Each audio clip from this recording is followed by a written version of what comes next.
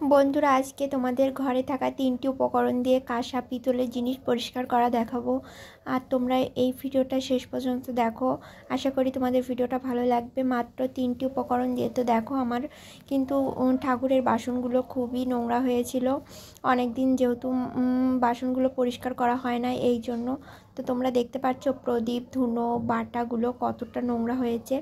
আজকে মাত্র 3টে উপকরণ দিয়েই তোমাদের পরিষ্কার করা দেখাবো, কোনো প্রকার অ্যাসিড কেমিক্যাল ছাড়াই। তো ভিডিওটা দেখো শেষ পর্যন্ত, তাহলেই বুঝতে পারবে। আর ভিডিওটা কিন্তু আমি বেশি বড়ও করছি না। তো দেখো, এখানে লাল বালি নিয়েছি, আর এখানে সার্ফের গুঁড়ো আর তেঁতুল, আর নিয়েছি 2টো আম পাতা। এখানে কিন্তু আম পাতাটাই মেইন, কারণ আম পাতা দিয়ে যদি তুমি পিতলের বাসন পরিষ্কার করো, তাহলে কিন্তু খুব সহজেই আর খুব তাড়াতাড়ি পরিষ্কার হয়ে যাবে। তো বিশ্বাস না হলে আমার মতন একবার তোমরা চেষ্টা করে দেখতে পারো। তো দেখো, এখানে প্রথমে নিয়েছি লাল বালি আর একটু সার্ফের গুঁড়ো।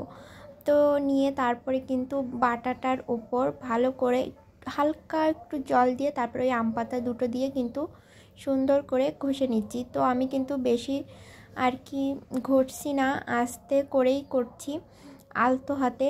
তো তোমরাও এইভাবে করবে। তারপরে কিন্তু এই দেখো, একটু তেঁতুল নিয়েছি। এবার তেঁতুল নিয়ে কিন্তু তেঁতুল দিয়ে পরিষ্কার করে নেব। তো দেখো, আমার বাটাটা কিন্তু খুব তাড়াতাড়ি পরিষ্কার হয়ে গেছে। এবার কিন্তু আমি ঠাকুরের ঘরটাও পরিষ্কার করে নিচ্ছি। তোমরাও কিন্তু এইভাবে ফার্স্টে ইটের গুঁড়ো কিংবা বালি, তারপরে সার্ফ দিয়ে পরিষ্কার করে লাস্টে কিন্তু তেঁতুল দিয়ে ঘষে নেবে।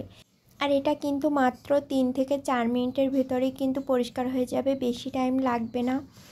আর দেখো, কথা বলতে বলতে কিন্তু আমার বাসন সবগুলোই কিন্তু মাজা হয়ে গেছে। এখনও আর কি আমি জলে ধুয়ে দেখব কতটা পরিষ্কার হয়েছে, আর তোমাদেরকেও দেখাচ্ছি।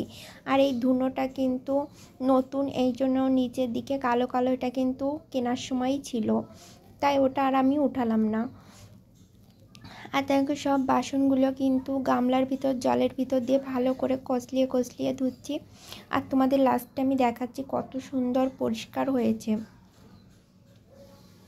আর ভিডিওটা কেমন লাগছে অবশ্যই কিন্তু কমেন্ট করে জানাবে তোমরা। দেখো, ধুনোটা কত সুন্দর পরিষ্কার হয়েছে, আর বাসনগুলো তো যেন সোনার মতন চকচক করছে। তো ভিডিওটা তোমাদের কেমন লেগেছে অবশ্যই কিন্তু জানাবে। আর এই উপকরণ দিয়ে তোমরাও একবার চেষ্টা করে দেখতে পারো। আশা করি তোমাদেরগুলোও কিন্তু খুব সুন্দর পরিষ্কার হয়ে যাবে। তো ভিডিওটা আমি এখানেই শেষ করব, আর বেশি বড় করছি না। আর দেখো, ছোট্ট একটা শিবের ত্রিশূল, এটাও কিন্তু সুন্দর পরিষ্কার হয়ে গেছে। আর তোমরা সবাই ভালো থেকো, সুস্থ থেকো।